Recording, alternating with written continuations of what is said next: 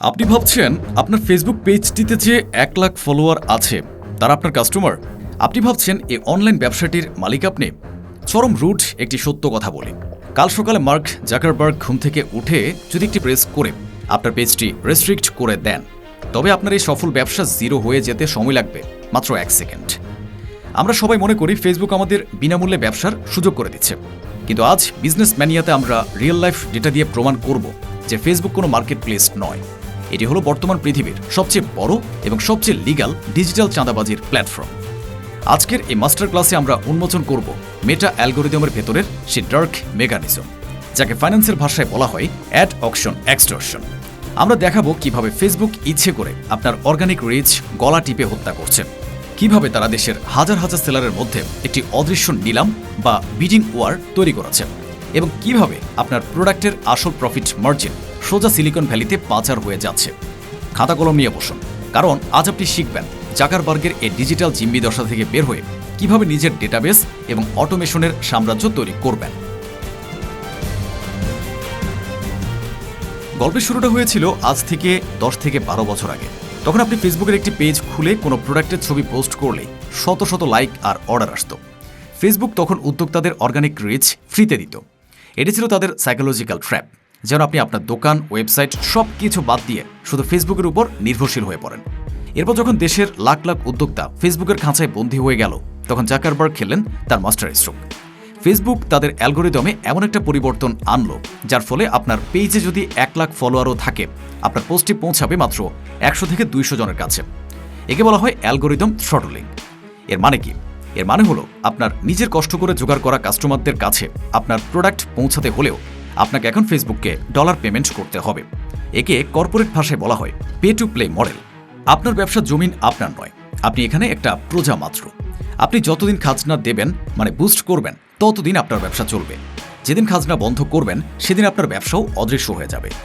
কিন্তু এই চাঁদাবাজির সবচেয়ে ভয়ঙ্কর দিকটা শুরু হয় এর পরের ধাপে। আপনি বাধ্য হয়ে ফেসবুকে বুস্ট বা স্পন্সর্ড অ্যাড চালালেন। আপনি ভাবছেন আপনি এক অ্যাড দিচ্ছেন। ভুল।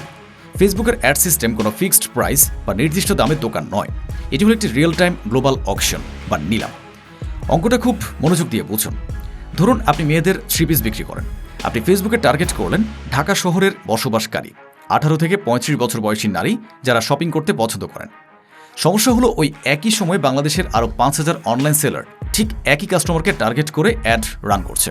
কিন্তু ওই কাস্টমারের ফেসবুক নিউজ ফিডে অ্যাড দেখানোর জায়গা আছে মাত্র 1টি বা 2টি। ফেসবুকের অ্যালগোরিদম তখন আপনাদের এই ৫,০০০ সেলারের মধ্যে একটি অদৃশ্য বিডিং ওয়ার শুরু করে দেয়। যে সেলার পার ক্লিকে বা পার ইমপ্রেশনে সবচেয়ে বেশি ডলার কাটতে দেবে, ফেসবুক তাকেই জায়গা দেবে। এর সরাসরি ইম্প্যাক্ট পড়ে আপনার সিএসসি বা কাস্টমার পাওয়ার খরচের উপর। আজ থেকে ৫ বছর আগে একটি মেসেজ বা লিড আনতে খরচ হতো মাত্র 2 সেন্ট। আজ সেখানে খরচ হচ্ছে 20 থেকে 30 সেন্ট। আপনার একটি 3 পিসের লাভ হয়তো ৩০০ টাকা, কিন্তু ওই কাস্টমারকে অ্যাড দেখিয়ে কনভার্ট করতে আপনার ফেসবুকের পেছনে খরচ হয়ে যাচ্ছে 200 টাকা। ডেলিভারি চার্জ এবং প্যাকেজিংয়ে যাচ্ছে আরও 100 টাকা। অর্থাৎ আপনার প্রফিট মার্জিন পুরোপুরি জিরো। আপনি দিনরাত হাড় ভাঙা খাটুনি খাচ্ছেন, আর আপনার প্রোডাক্টের আসল প্রফিট মার্জিন হুন্ডি বা গ্রে মার্কেট এজেন্সির মাধ্যমে ডলার হয়ে সোজা সিলিকন ভ্যালিতে পাচার হয়ে যাচ্ছে। তাহলে এই ডিজিটাল দাসত্ব থেকে বের হওয়ার উপায় কি? উপায়টি হলো বড়দের খেলায় অংশ নেওয়া। মে ২০২৬-এর এই তীব্র প্রতিযোগিতামূলক বাজারে আপনি যদি শুধু ফেসবুক ইনবক্সের উপর নির্ভর করেন, আপনি নিশ্চিত দেউলিয়া হবেন। যারা বুদ্ধিমান এবং লিডিং অন্টারপ্রেনার, তারা ফেসবুককে ব্যবহার করে শুধু লিড জেনারেশন বা কাস্টমার ধরার জাল হিসেবে। কিন্তু একবার কাস্টমার ধরা পড়লে তারা তাকে ফেসবুকের বাইরে নিজস্ব ইকোসিস্টেমে নিয়ে আসে। সফল উদ্যোক্তাদের সিক্রেট ব্লুপ্রিন্ট হলো ফার্স্ট পার্টি ডাটা এবং ব্যাকএন্ড অটোমেশন। তারা কাস্টমারের নাম, ফোন নাম্বার এবং পারচেস হিস্ট্রি নিজেদের সিআরএম বা নিজস্ব ড্যাশবোর্ডে সেভ করে রাখে। এরপর শুরু হয় আসল ম্যাজিক। তারা ওই একই কাস্টমারকে দ্বিতীয়বার অ্যাড দেখানোর জন্য মার্ক জাকারবার্গকে আর 1 টাকাও দেয় না। তারা ব্যবহার করে হোয়াটসঅ্যাপ বিজনেস এপিআই এবং এআই অটোমেশন।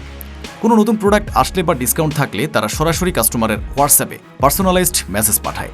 যেখানে ফেসবুকের অ্যাড কনভার্সন রেট মাত্র 2%, সেখানে হোয়াটসঅ্যাপের ওপেন রেট প্রায় 98%।